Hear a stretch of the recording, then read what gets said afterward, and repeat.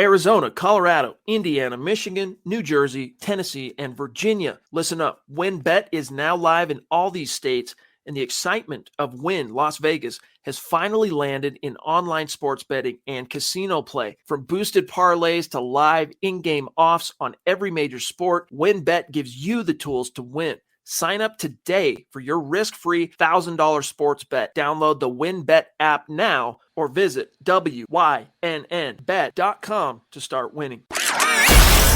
You're listening to the Huddle Up Podcast with Chad Jensen and Zack Kelberman. Join Broncos Country's deep divers at milehighhuddle.com and sound off. And now it's time to drop some knowledge.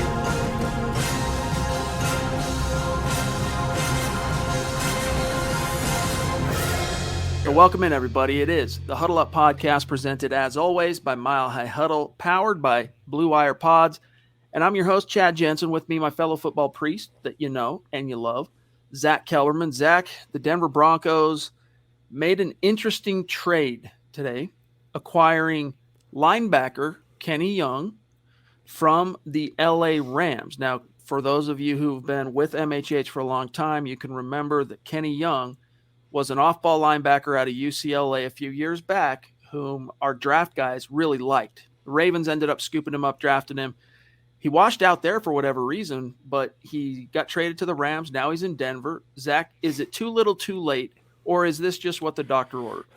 I mean, he can help out realistically, but you wonder, is it too little too late, still having Vic Fangio and the Broncos coaching staff wasting what talent they have? I actually really like this pickup for the Broncos, and if the listeners remember, I was hammering home the name of Eric Wilson earlier this offseason. I wanted the Broncos to sign that linebacker. Kenny Young is like a version of Eric Wilson, kind of a do-it-all guy. He plays the run well, plays the pass well. He has speed, sideline to sideline range. He's not a Pro Bowler, not an All-Pro, certainly far from that, but he's been productive season in and season out. He made 7 starts this season for the Rams, 27 solo tackles, six tackles for a loss, 2 quarterback hits, 2 sacks, 1 pass breakup, and a forced fumble. He played 384 defensive snaps for Los Angeles. I think getting a guy, Chad, in week 8 with that level of experience and production is another feather in George Paton's cap, similar to getting John Brown. Now it's up to the Broncos coaching staff to make the most of what they have. And I'll say one more thing. Justin Sternad and Kenny Young, both 25 years old. That's a fascinating linebacker duo. The Broncos went from having one of the more older linebacking units to now having a really young one, and this could be a glimpse of the future with Josie Jewell, Alexander Johnson, both free agents. It's also worth noting that Kenny Young is a UFA in 2022. Listen up, Broncos country. TickPick should be your first choice to buy football tickets because they save fans money by never charging any service fees ever. TickPick is the exclusive ticketing partner for the Huddle Up Podcast and the Blue Wire Network. Denver Broncos football is finally back, and there's no need to exhaust yourself searching all over the internet to find Broncos tickets anymore, because TickPick, that's TickPick, is the original no-fee ticket site and the only one you'll ever need as your go-to for all NFL tickets. TickPick got rid of all those awful service fees that the other ticket sites charge, which lets them guarantee the best prices on all of their NFL tickets. Don't believe it? If you can find better prices for the same seats on another ticket site, TickPick will give you 110% of the difference in the purchase price. That's right, guys. When we were searching for tickets for the MHH meet and greet for week 3 at home, Broncos versus Jets, TickPick had us locked down. So visit tickpick.com/huddle today and use the promo code HUDDLE to save $10 on your first order of Broncos tickets. Yes, indeed. I mean, looking at his game logs, that is, from 2021, I mean, he's got 2 games already this season where he's gotten to double-digit tackles, and that's good. Now, is he the tight end covering ace that you can set and forget? He's got some upside there, and maybe Vic Fangio, who, that's his specialty, is linebackers. So let's hope he can, and he does have, I mean, in Vic's, to defend Vic just for a moment here, his bona fides, the skins on the wall before he became a head coach, were how many different linebackers he sent to the Pro Bowl, from edge guys to off-ball guys and then safeties, right? And, I mean, you look at, for example, Danny Trevathan, in Chicago. Now, he already had kind of proven himself in Denver, obviously, helping to win the Super Bowl starting at linebacker then. But the way that Roquan Smith, I get it, very talented, top 10 type prospect when he came in, turned him into a pretty dope coverage linebacker to go along with everything he does as a run supporter. So who knows? My point is I'm putting on an optimistic lens here, okay? And I'm trying to view this through, you know what? If you would have said to me, your options are blank and Kenny Young after Alexander Johnson went down, I would have been like, all right, you've got my attention. It's okay. And then you add Justin Strnad. If Justin Strnad can get through this learning curve that he is going through, Zach, deep, hard, and heavy, they can shorten that gap. If they can minimize that learning curve ASAP and get Kenny Young up to speed, might not have enough time to really make a huge impact between now and the bye, say. But, man, I really liked this move, especially, Zach, when you consider what they gave up.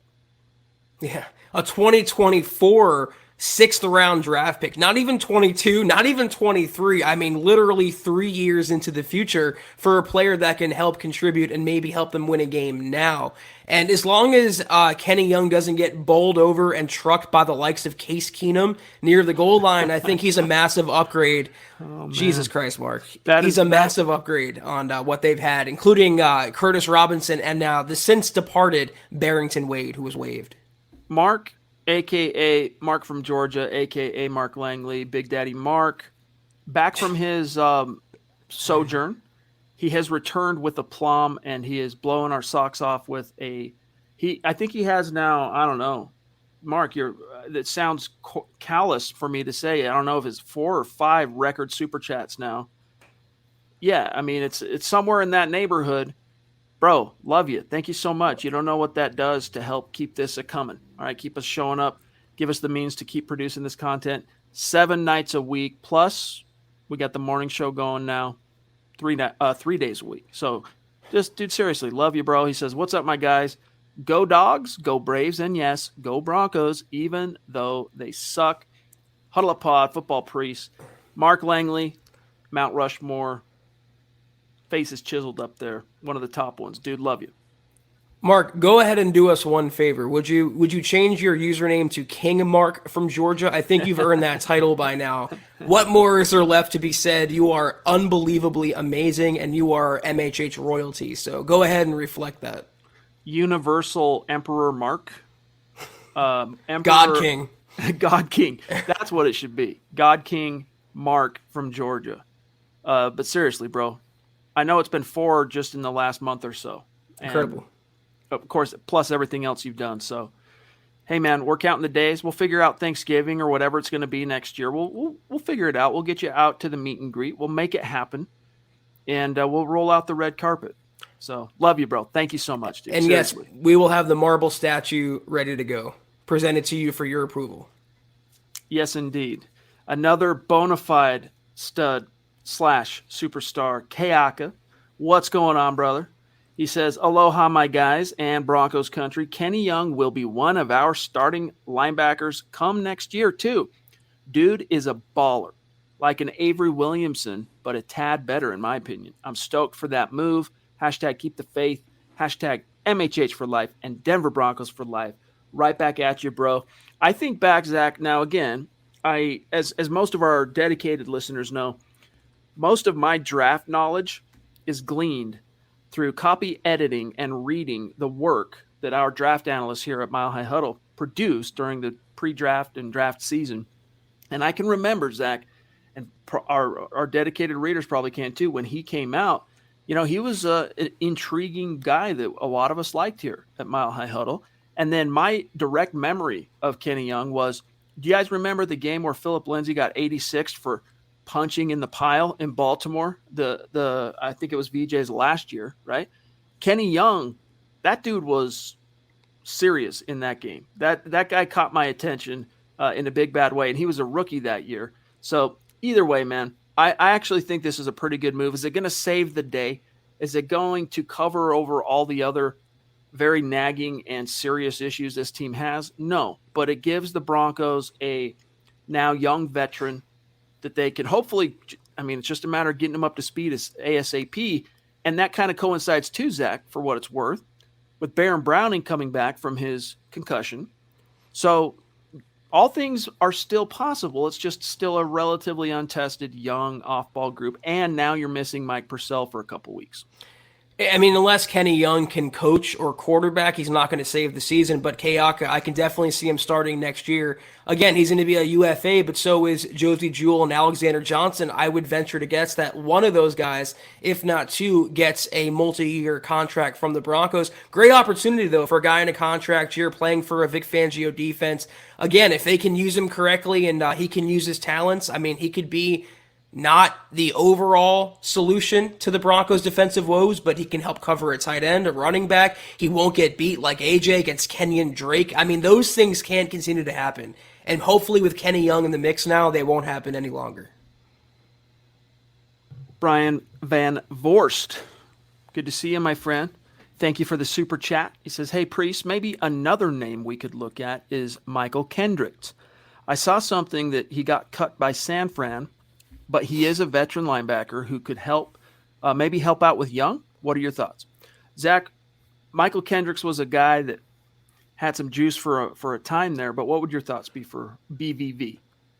I don't know that I would pick up Kendricks on top of Kenny Young. I mean, you did use a fairly high round draft pick in Baron Browning, and I was personally one. I know you were another as well, Chad, who loved Browning coming out of college. He has all the upside in the world. And now you have Sternad still going through the motions as a starter. It's tough to be an LB1 when you go from LB3.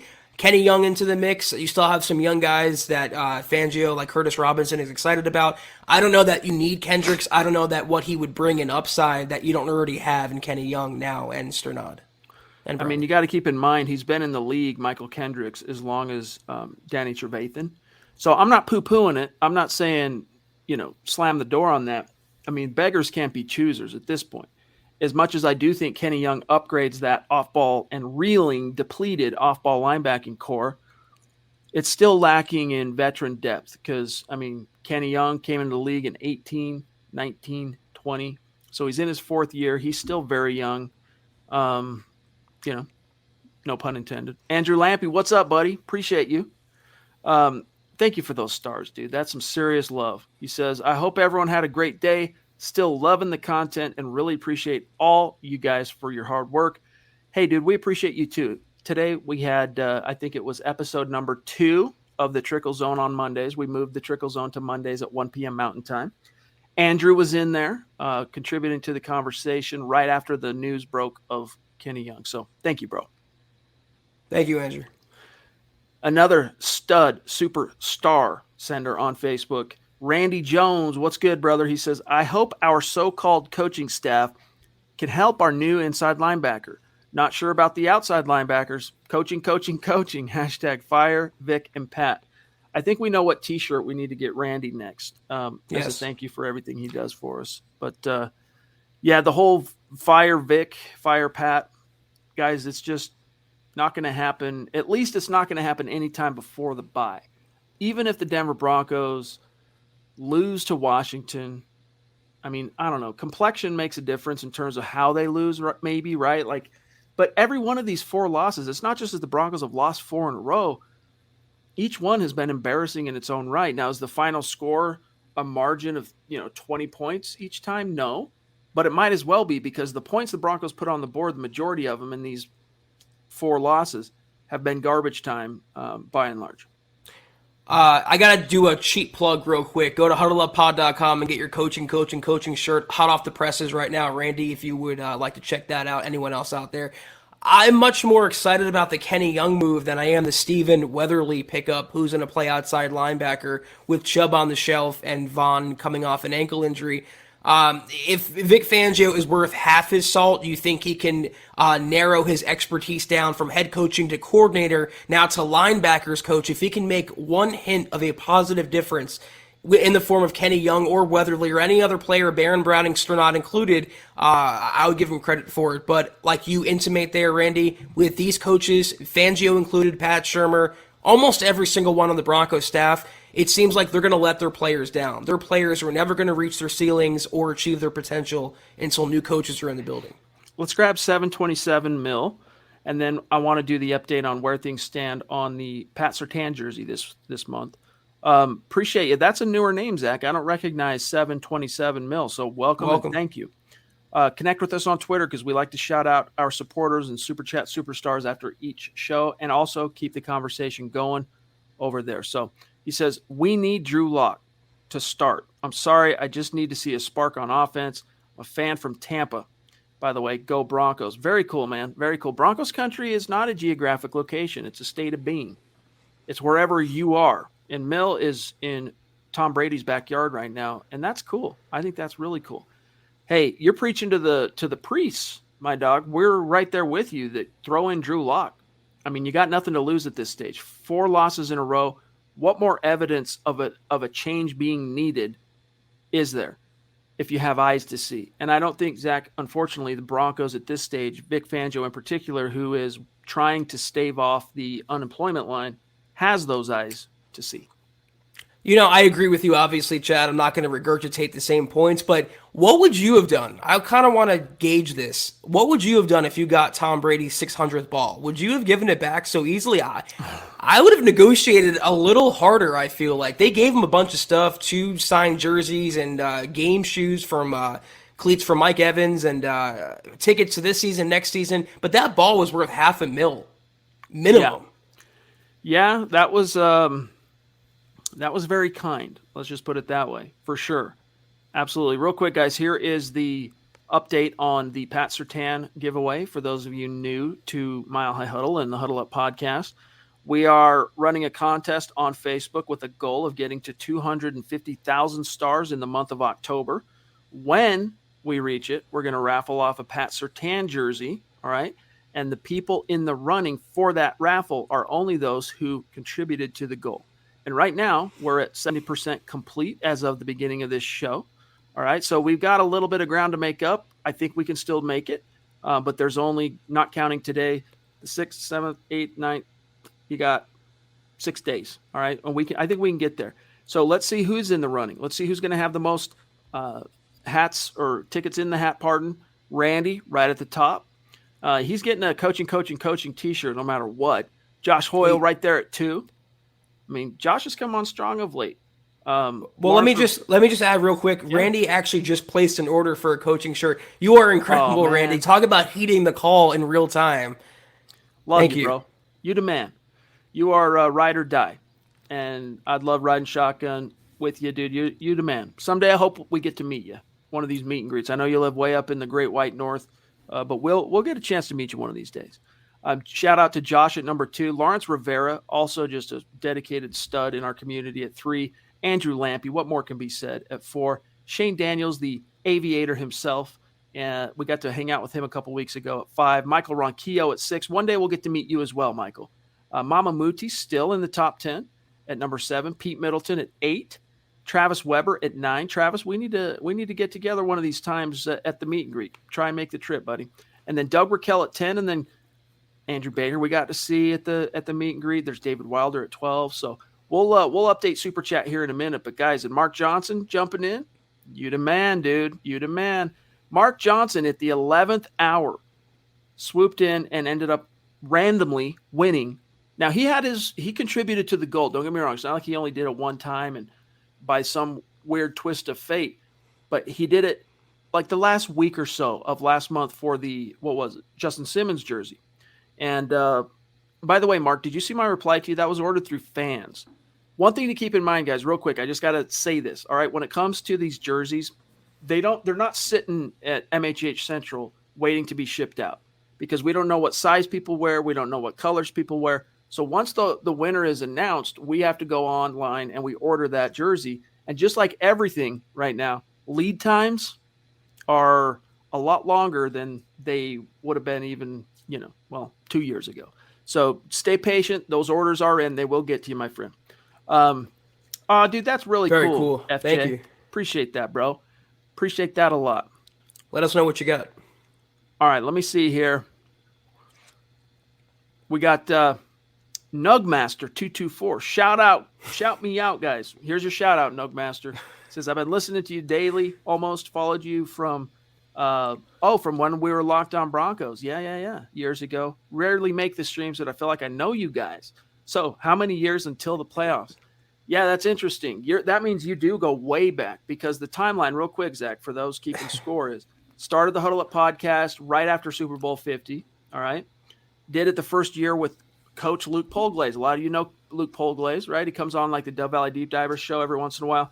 He helped start Mile High Huddle. He was one of the founding members, staffers of Mile High Huddle back in 2014. And so started the Huddle Up with Luke, and then Locked On Broncos wanted us to do that. So we gave that a shot for about 4 months. And without saying things I shouldn't, it wasn't for us after about 3 months. Okay. So then we came back to the Huddle Up pod. Luke decided about that point, you know what?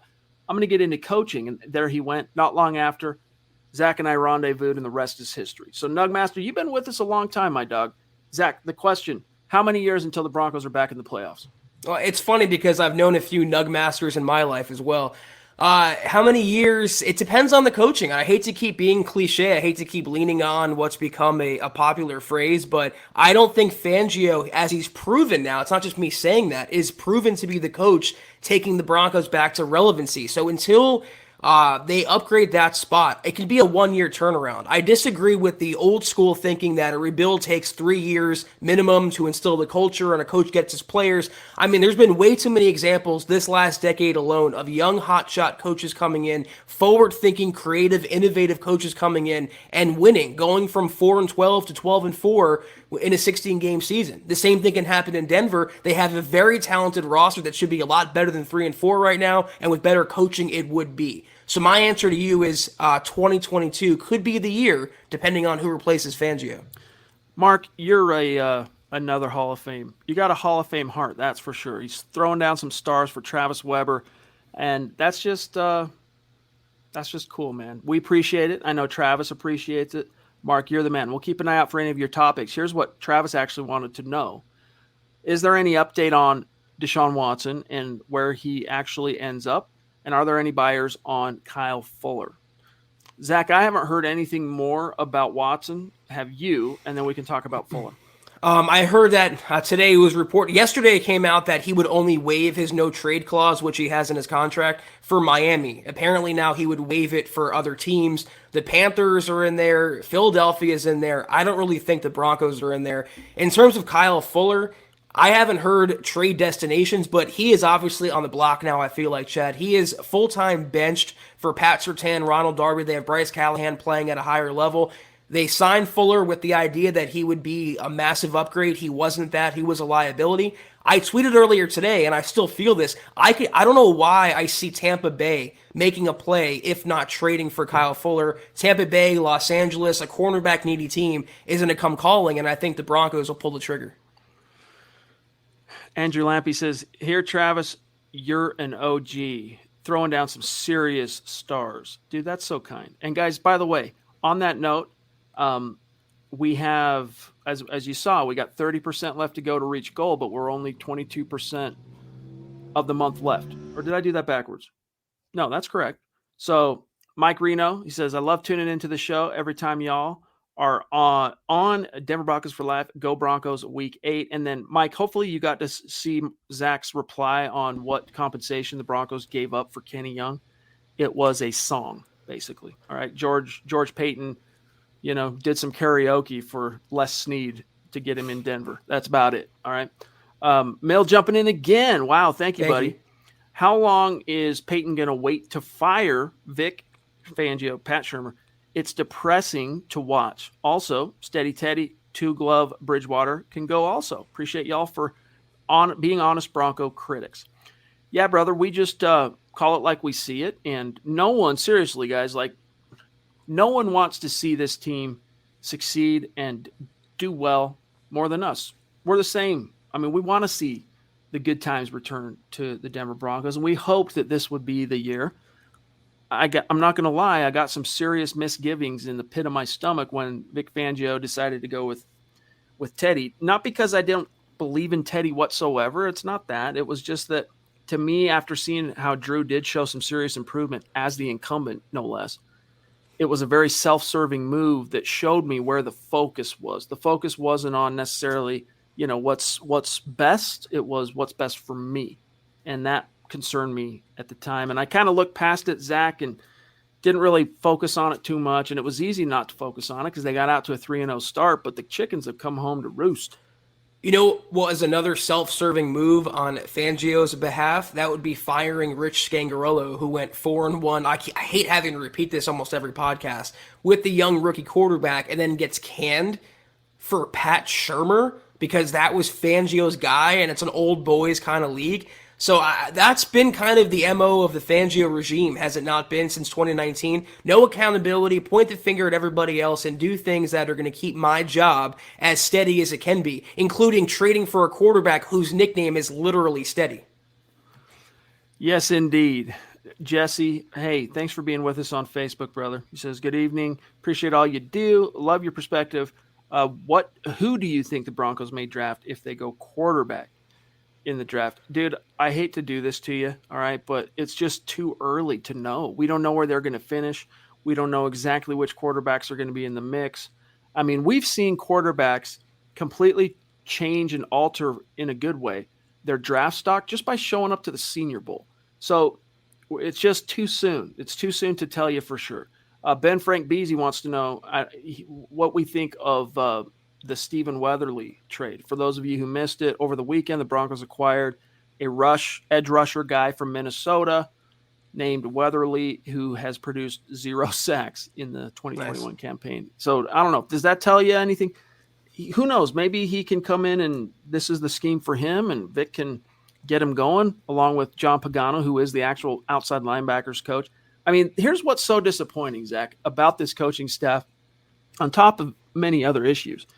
You have some serious experience and wherewithal on both sides of the ball. I mean, on defense, from Vic's 30-plus years of coaching to, as just mentioned, John Pagano, the brother of Chuck Pagano, who has been a defensive coordinator for a long time in the league. Bill Kollar coaching the D-line. Super Bowl winning off-ball linebackers coach in Reggie Herring. All right. Kind of a newer secondary guy. Offense, you've got a former head coach in Pat Shurmur, two-time former head coach in Pat Shurmur calling your plays, former Alabama Crimson Tide head coach as your quarterback's coach, and the offensive coordinator behind the Carolina Panthers 2015 romp, Mike Shula. Mike Munchak coaching your offensive line, also top 3 position coach in what he does in the league and a former head coach himself. Why is this team sucking so bad, Zach? Kind of makes you think that laudables mean nothing, don't they, Chad? What you've accomplished in the past doesn't matter. It's what you're doing in the present and what you can do in the future. And they're all sharing the same factor here, which is working under Vic Fangio, who I believe is inhibiting not only his players but his coaching staff from achieving their potential as well. I'm not really that high on Weatherly, to get back to the question. They might be eyeing Baron Browning at OLB more. That's maybe why they picked up Kenny Young. But a guy with 0 career sacks, I'd rather see more of Jonathan Cooper than more of Stephen Weatherly. So, Jonathan Cooper is quickly earning more playing time. In fact, I know that, laudables obviously do mean a lot to this team and the coaching staff.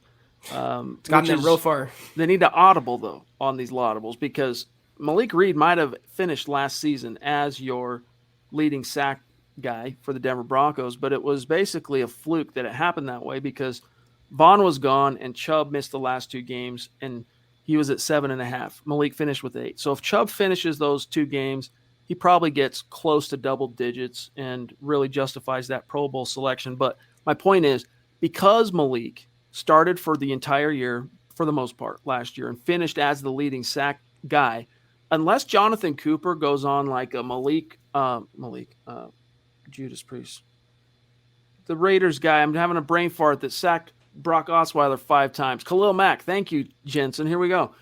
Unless Jonathan Cooper, Zach, goes on that kind of a romp in a game and just like straight demands, I'm the starter opposite of Vaughn, they're going to continue to start Malik Reed, give him the lion's share, even though it was clearly obvious in that Cleveland game. Jonathan Cooper should be on the field much more than Malik Reed.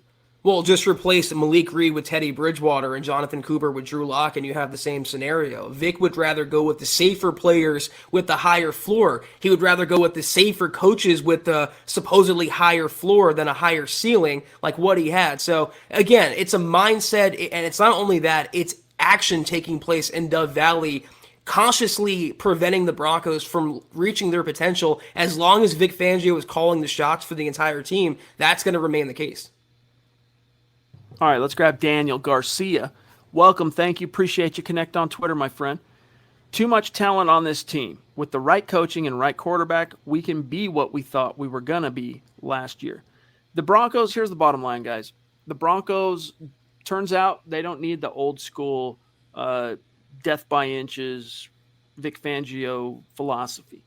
They need the young offensive visionary guy who I think young guys in the league, even young veterans, can look to as a peer as much as the boss, but mainly it comes down to Zach vision. What scheme are you running? Is it in line with what we know is buttering the bread today in the NFL? And for Pat Shurmur, he runs like a weird bastardized version of what he thinks is the hot ticket, but it's not it, man. It's not it. I want to see the Denver Broncos hire Brian Daboll. That's my number one. But I would be just as excited for the Dallas Cowboys offensive coordinator, who, Zach, I know you know a lot about this guy, covering him for Heavy.com.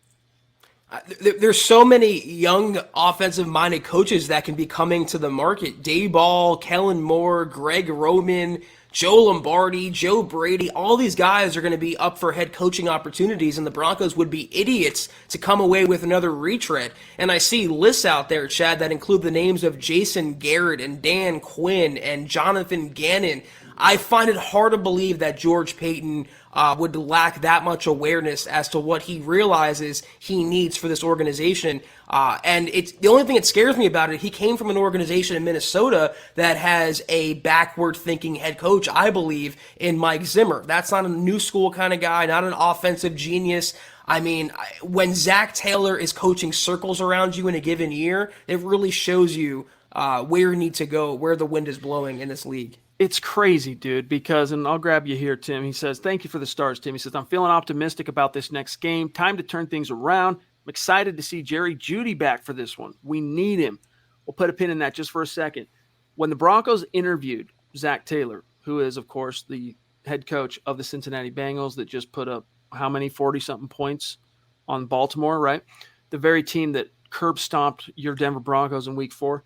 When the Broncos made him one of their 5 head coach interviews during the Vic Fangio cycle, I'm not going to lie, Zach, I had some misgivings about him. Like, I wasn't really pinning my hopes on him just because, not so much his relative youth, he is a 30-something guy, but because he was a spot OC for Miami, if I remember right, back at Miami Dolphins early on in his career. But really his calling card was quarterbacks coach, and I think, was he also passing game coordinator? I'm trying to remember what his resume was for Sean McVay. I just felt like there wasn't enough there to really say this is the guy that's going to completely fix the mess Vance Joseph and John Elway, let's face it, created at the coaching level. But now, in retrospect, it's looking like that was another missed opportunity that you chalk up right alongside Kyle Shanahan.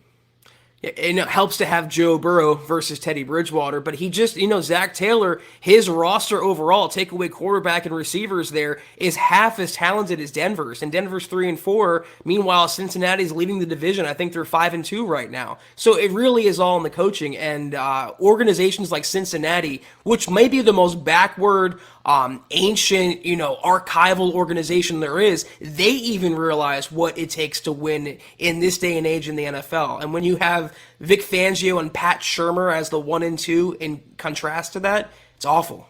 It really is. When's the Teddy Bridgewater jersey going up for raffle? Yeah, I don't think we get too many people excited about that one, right? Andrew Baker, what's good, bro? Appreciate you being with us. Appreciate the stars. He says, I might as well bring Mahomes in. LOL. Let's get that rumor going since the Chiefs are trending down. What do you make of this Chiefs team? Is it just, the lacking of defensive talent, because I honestly, to me, on the surface, there seem to be some wires getting crossed on offense, which is a little bit surprising considering the experience and heights that Reed and Mahomes have reached together, Zach. But if I had to put my finger on anything, it just seems to be that they're seriously lacking talent on that side of the ball. But could it be something deeper there? There's a lot of issues I think are plaguing Cleveland, Kansas City right now. A rebuilt offensive line, which no one really talks about. Don't they have like 4 new starters this year? I mean, the protection has been breaking down along the edges specifically. Also, Clyde Edwards-Helaire being out, that's supposed to be their centerpiece, and again, he's out of action. If people have noticed, a lot of Patrick Mahomes' interceptions have been off deflections. Tyreek Hill is not catching as many passes overall, and the ones that are clanking off his hands are landing in defenders' hands. That's contributing to it. And also, Mahomes is making plays like, Brock Osweiler would, throwing a fumble. I mean, he's been really poor at times. He really has. And I'm going to give you one little speculative theory as to why Kansas City's trending downward. I don't think Andy Reid or the organization ever shed that black cloud from that was the son who passed away. Eric Reid, what was his name? The son that in the DUI accident. Tell you, dude. I know what you're talking about. It seemed like that's part of the reason I think they lost the Super Bowl so badly, because their heads were in the wrong places. And as I mentioned, Andy Reid also lost one son in the past. That's all speculation on my part, but it seems like they just don't have it this year. And it starts, I got to be fair with the coaching. It doesn't seem like Andy Reid is 100% Andy Reid this year, and it's trickling on down. Well, the big thing for Andy, and then we'll grab Vincent here, is, he was a hungry guy in more ways than one, okay? He was hungry because he couldn't win the big one, right? How many NFC title games did he get to? Was it 4? Wasn't he 0-4 as the Philadelphia Eagles head coach in 1-4 in NFC title games? Then he gets to the Super Bowl. Donovan McNabb has a just terrible day, and they end up losing to Tom Brady and the Patriots. And so that was always the knock on Andy Reid was, hey, great offensive mind, great regular season head coach, but he just can't win the big one. He's not going to get you over the hump. And then that changed. He finally got his ring. And it's almost like they're like I think the Chiefs 2020 season was mostly fueled by living off the high of hoisting the Lombardi trophy. And that was able to kind of cover what were some issues, because they had injuries to Eric Fisher. They had injuries to Mitchell Schwartz last year too. Now, though, those chickens came home to roost. I think you're right. I think you're onto something, that the passion, the juice for Andy Reid might be slipping a little bit. Let's grab Vincent here, Zach, and then I want your thoughts. He says, I don't see why everyone is so upset. Fangio has us tied with the Chiefs after 7 games. Who'd have thought? I saw what you did there, Vincent. Thank you, bro.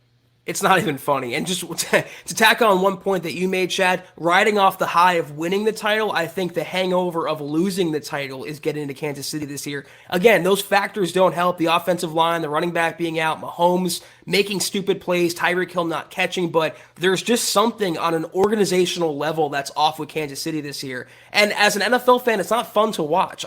Mahomes making those amazing 80-yard touchdown throws was a marvelous sight to see, except when it comes against Denver. But watching them play so bad, it's really shocking for an NFL viewer. It is. It's bizarre. But hey, enjoy it while it lasts. Michael, good to see you, brother. Appreciate you. He's saying good evening to Mile High Huddle, giving a shout out to Greg Smith, who answers him right back as well. So that's what we love to see, man. Community. Kevin Smith, he of the Clerks fame. I love making that joke every time. That's my generation, right? The Kevin Smith movies from the 90s, the Jay and Silent Bob and Clerks and all that. So I can't help but always be reminded of Kevin Smith. When I see this Kevin Smith, love you, bro. But your profile pic, we like it. He also had a really good stand-up a few years ago, Kevin Smith. I think it was 2018. Might have been 2019. Dude, he does great podcasts. I mean, they're very a little long-winded, and if you're interested in, like, comedy and entertainment type stuff, movies, comics, this and that, he's very entertaining. Jake Marsing, who used to work for me at Mile High Huddle, that ended up getting out of the sports media business. But you guys remember him. He was the guy that the first podcast I ever did, 2015, with me and Jake and Brandon Perna, called In the Huddle, my first foray into podcasting. He went to sleep every night, did Jake Marshing. He might still to this day, listening to a Kevin Smith podcast for what it's worth. Here is Zackler, a name that is still newish. Welcome. Swear it's not you. my burner. Appreciate you. He says, when will we fix the right tackle position? I'm tired of these one-year rental guys. We should have kept Elijah Wilkinson. He was young and played decent with upside. Zach, I would pick a bone on the whole we should have kept Elijah thing. I feel you on the first half. Eli was a vulnerability accident waiting to happen every time he stepped. Good guard. I liked him at guard in the phone booth where, you don't have to get out in space and deal with twitchy edge guys. But as a tackle, and the Broncos, for whatever reason, they liked him as a tackle. And I'm not going to lie, Zach, I've been keeping tabs on how he's doing in his new football environs. But the point being, though, here for Zackler is what's up with right tackle? Yeah, dude, Bobby Massey, okay in pass protection so far this year.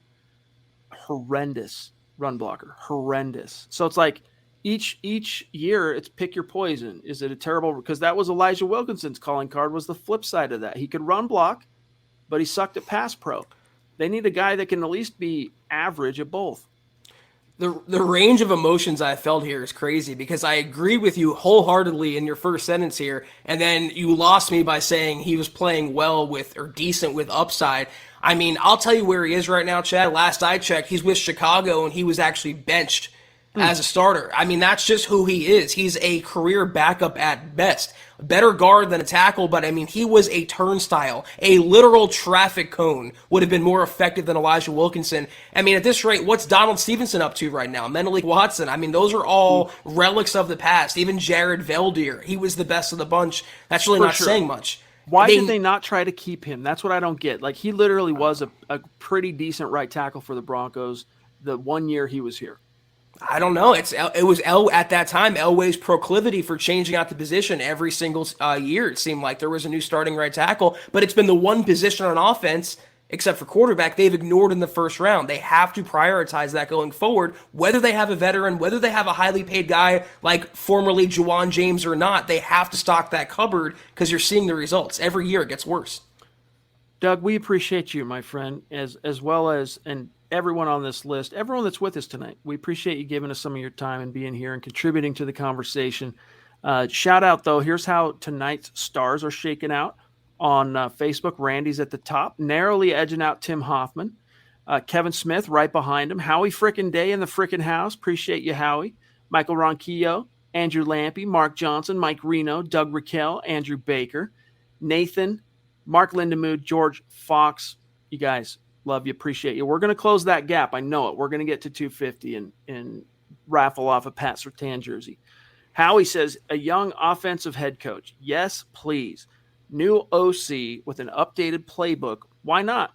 Hungry, fired up young team might be fun to watch again. If we could see a 30-point game or higher outside of the preseason. Yeah, but here's the thing. Like Zach Taylor, one of the things that has allowed him to succeed is not just his own wherewithal as a young offensive-minded coach, but he also was gifted the number 1 overall pick. So, I guess he had to earn that, right? Because 2019, he was dealing with the last vestiges of Andy Dalton. And who else did they have playing that year? Andy was banged up. And then, he ended up earning the right to have the number 1 pick in 2020. And Joe Burrow, he's turning out to be the truth. I had some doubts about whether he would translate, but he's putting those doubts to bed, basically. But my point on this little ramble here is that, yes, the Broncos need to get a younger offensive – I don't even care about younger. They just need to get an offensive-minded coach that's with what's going on right now in the NFL and pair that guy, all right, with his own quarterback that he handpicks. I mean, if you watch a Bengals game, and I've watched the condensed highlights of their games, it's one thing to have Burrow, but what they've done smartly is surround Burrow with weapons. You have Jamar Chase, you have Tyler Boyd, T. Higgins, you have C.J. Uzomah who's breaking out as a tight end, you have Joe Mixon at running back, and you're getting production from all those players. That's not purely because you have Joe Burrow, it's because you have good coaching as well. I mean, at this point, Chad, the fact that we would get excited over having a 30-point game when you have teams like New England with Mac Jones hanging 50 In a game, I mean, you can press literally Ask Madden and pick a random play with your eyes closed, and that would be more creative and more productive than anything at a Pat Shurmur's playbook. So yeah, I'm with you. Doesn't necessarily have to be a young guy. No doubt about it, the only condition of hiring the next head coach, he has to be of an offensive mind. It has to be. For what it's worth, the Broncos have won 3 Super Bowls. All 3 head coaches, both head coaches. There's one guy won 2, one guy won 1. Offensive minded. Neither was young. Although Shanny, you know what, when he actually won those Super Bowls, he was considered to be a relatively young coach at the time.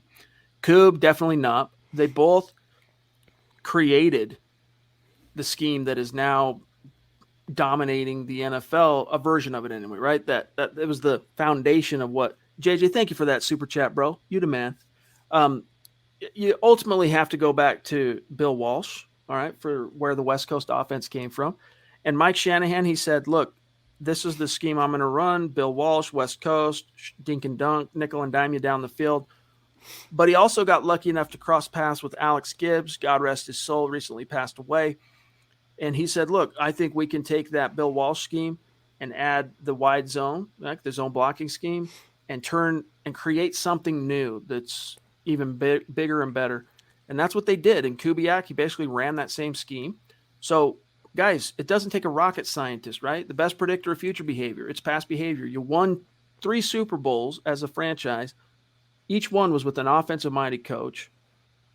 I don't know what John's been thinking, dude. I really don't. I don't know why he has, in 3 of his 4 head coaching hires, he's hired defensive guys. Well, one thing I've noticed is that trends tend to come back around. I mean, there was a time where hiring defensive-minded coaches was in vogue. That was the thing to do. That's why people like Eric Mangini got jobs they were never meant for. People like Vance Joseph, but it came back around, and now it's about offensive-minded coaches. The floodgates opened with Sean McVay. Then you saw Kyle Shanahan, and the Broncos just didn't catch that wave. They weren't willing to ride that wave. They wanted to go against the wave. And what happens when you go against the tide, Chad? You get carried away even further, and that's exactly what happened to them. They went, instead of going young in offense, they went old in defense, and they doubled down with old at coordinator and Pat Shurmur, and they're living with the results right now. The sooner they go with the flow of the tide, the sooner they start winning again. I remember Josh McDaniels at 32 was the youngest head coaching hire in NFL history, and then Sean McVay beat that. He was 30 when he got hired. Mike Shanahan was 42 going on 43 when he was winning Super Bowls for your Denver Broncos back in the day. And that was considered, especially in that era, baby. He was young. So here's an interesting question from Naftali Biden. I was wondering if maybe that one of those words was backwards. But anyway, can you imagine if Drew Lock received the patience that Teddy has during this 4-game losing streak? Could you imagine if it was with a good coach? I mean, dude, the effects of lock derangement syndrome, trying to quantify them, we'd be here all day long, my friend. I just think if, Drew Lock was committing the same blunders as Teddy, because he did, and we've seen it play out in reality, holding on to the ball too long, throwing interceptions, that was the criteria in which he was benched. But that same criteria does not apply to Teddy Bridgewater. So you've seen the double standards play out in the Vic Fangio era. If anything, he proved he's a massive hypocrite when it comes to the quarterback position. All right, here's one from Savage Boy Kev on Twitch. He says, I'm still trying to realize, why didn't Peyton take a quarterback last year, which was a better quarterback class than the 2022 year? Because they opted to keep Vic. And Vic Pat. wasn't. Yeah, and Vic, but here's the thing. Vic wasn't about trying to coach a young guy through a learning curve and have the team suck as a result of a young quarterback figuring out his way when he was in a win or else kind of situation. And Peyton had that foisted on him. So he had to make the best of what the Broncos had at the time. They went with Pat Surtain. Now, here's the thing. If they end up finding the right quarterback and coach combination in 2022, Zach, Broncos fans are going to be looking back at George Payton and saying, hey, man, good call on that. Yeah. You knew Vic was a lame duck. You did. So you took a player that could hopefully help him in his lame duck year, but if not, help out in the long term for this team. You gave your team a shutdown corner for many years to come.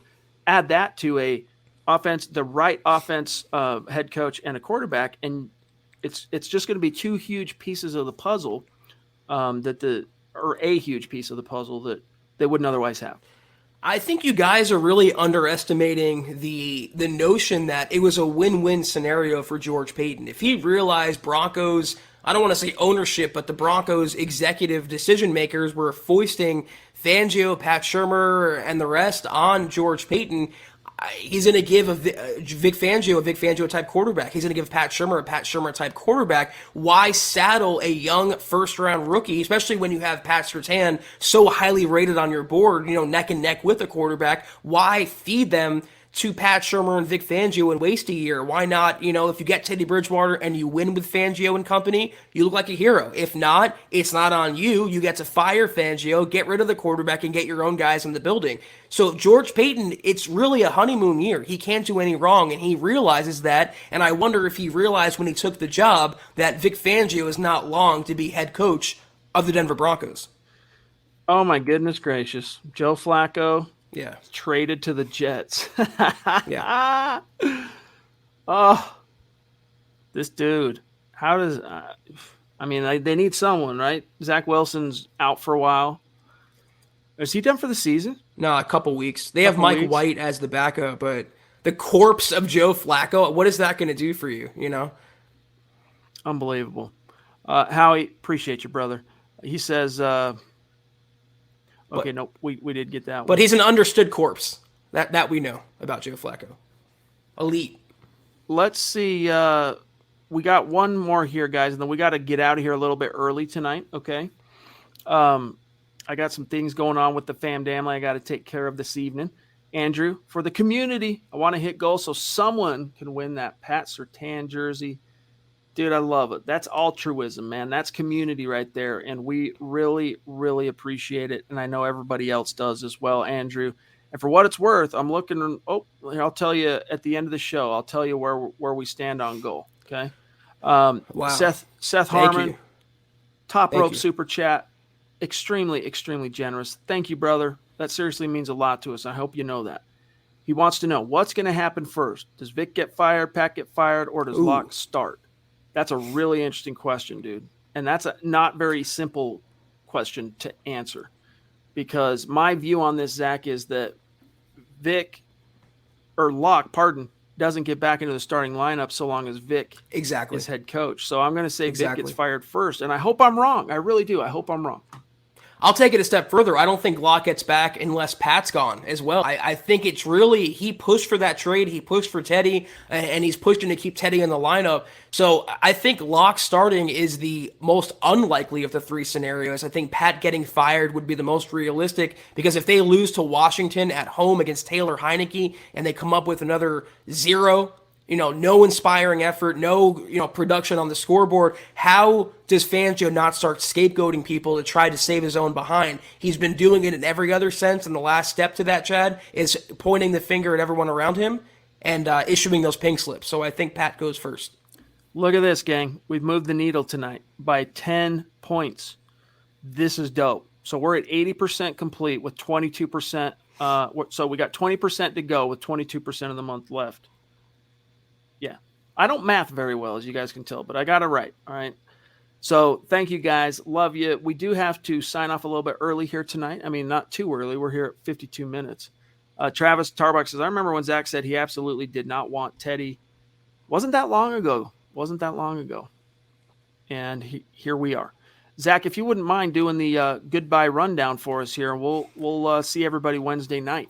Yes, this was I don't want to say the aftermath, no game yesterday, still weird, but this was the Monday Huddle Up podcast. We'll see you guys on Wednesday, but until then, be sure to follow the Huddle Up Pod on Twitter at Huddle Up Pod. You can follow the main account on Twitter for all your Broncos news, analysis, rumors, film breakdowns, and much more at Mile High Huddle. You can follow Chad on Twitter at Chad and Jensen. You can follow myself at Kelberman NFL. If you haven't already, go to huddleuppod.com and get yourself a dad hat, get yourself a trucker hat, get yourself a coaching shirt, out now, brand new. A lot of things in that store. Check it out. Also, Facebook.com/Mile High Huddle. Hit that big blue button. Become a VIP supporter for VIP content. Kelberman's Corner, Broncos Book Club, and Trickle Zone every single week. Also, Facebook.com/Mile High Huddle Pod. Like that page. And if you haven't already, go to Apple Podcasts and leave your football priest a 5-star review for a chance to win some swag. Might be a hat, might be a shirt, each and every month. Also, if you can't do any of those things, just do these 3 things that take literally 5 seconds. Subscribe, like, and share this video and every video you see on the MHH channel. Helps us grow and reach more Broncos fans just like you. And those 5-star reviews on Apple Pods, they make a difference, and they are stacking up. So shout out to each and every one of you that take our calls to action to heart. Hop onto Apple, and I know a lot of you, that's not even the main way that you consume the show. You're in the live chat with us every single night on YouTube, Facebook, most of you, and then Twitch and Twitter as well.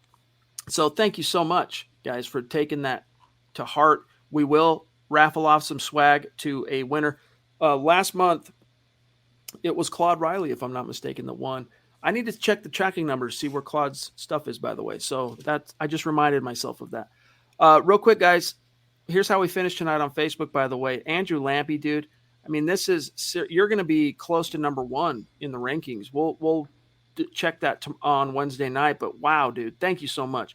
Michael as well. You're still easily top 10. Howie, wow. Randy, getting a run for your money from Andrew, but wow, dude. Tim Hoffman as well. Kevin Smith, Mark Johnson, Mike Reno, Doug Raquel, Travis Tarbox, Andrew Baker, Nathan Talalaituala. Did I say it right?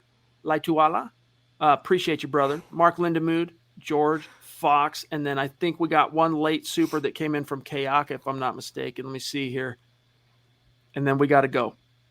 Love you, bro. He says, good night, my brothers. Can't wait to link up again. # keep the faith, Broncos country. Yes, sir. What a great message to end on. So, Zach, sign us off. Love you, Kayaka.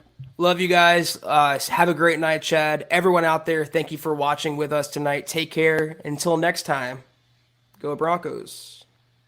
You've been listening to the Huddle Up Podcast. Join Broncos Country's deep divers at milehighhuddle.com to keep the conversation going.